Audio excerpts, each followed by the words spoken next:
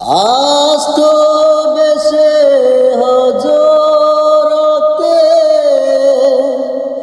বেলালের মধুর আযান,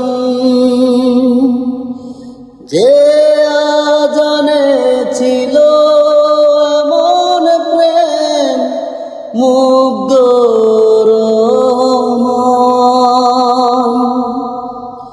আস্ত বেশে হজরতে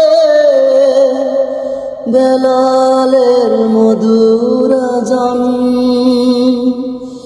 যে আযানে ছিল এমন প্রেম মুগ্ধ রহমান। দয়াল নবীর পিছে নামাজ পড়লে কেমন হতো?